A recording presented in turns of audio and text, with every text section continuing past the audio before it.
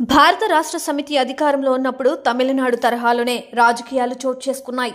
ధర్నా చౌక్ ఎత్తేయడం, ప్రతిపక్ష నాయకులను అరెస్ట్ చేయించడం, సొంత మీడియాలో అడ్డగోలుగా కథనాలు వచ్చేయడం, ఇట్లా చెప్పుకుంటూ పోతే బొచ్చెడు. ఇక అప్పటి పాలనలో కార్మిక శాఖ మంత్రి మల్లారెడ్డి రూటే సపరేటు.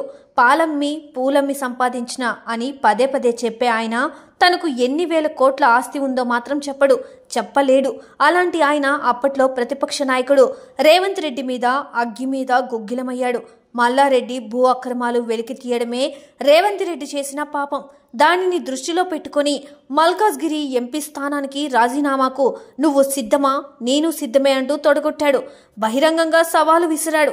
రేవంత్ రెడ్డిని అత్యంత దారుణంగా అవమానించాడు.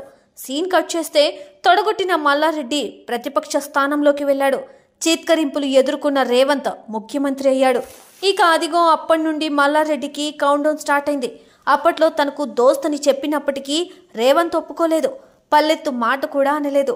అప్పట్లో తాను మోపిన అభియోగాల సంగతి చూడండి అంటూ అధికారులను పురమాయించాడు. ఇంకేముంది, వారు యాక్షన్ మొదలుపెట్టారు. సవాల్ చేసిన మల్లారెడ్డి అక్రమ నిర్మాణాలపై బుల్డోజర్లు పంపించారు. ఇటీవల ఒక రోడ్డును నేలకూర్చారు. ఆయన అల్లుడు భవనాన్ని పడగొట్టారు. రికార్డుల ప్రకారం అది చెరువు పరిధిలోదట. అంటే ఇన్ని రోజులు అధికార పార్టీలో ఉన్నాడు కాబట్టి చెల్లుబాటైంది. కానీ ఇప్పుడు అలా కాదు కదా. రేవంత్ దాడులతో మల్లారెడ్డి భయపడ్డాడు. వెంటనే రేవంత్ రెడ్డికి అత్యంత సన్నిహితుడు వేం నరేందర్ రెడ్డి దగ్గరికి వెళ్లాడు. కర్ణాటక ఉప ముఖ్యమంత్రి డీకే శివకుమార్తో రాయబారాలు మొదలుపెట్టాడు. రేవంత్ను జర కలిపిండేయా అంటూ చేతులెత్తి మొక్కాడు. నన్ను ఇబ్బంది పెట్టకుండా చూడాలంటూ వేడుకున్నాడు. అవసరమైతే నేను నా అల్లుడు కాంగ్రెస్ పార్టీలోకి వస్తామని రాయబారం పంపాడట. మరి దానికి రేవంత్ ఎస్ అంటాడా, నో అంటాడా? రేవంత్ తలుచుకుంటే మల్లారెడ్డిని ఒక్క తొక్కుడు తొక్కగలడు, పాలు పూలు అమ్మేలా చేయగలడు. కానీ ఆ దశగా అడుగులు పడతాయా?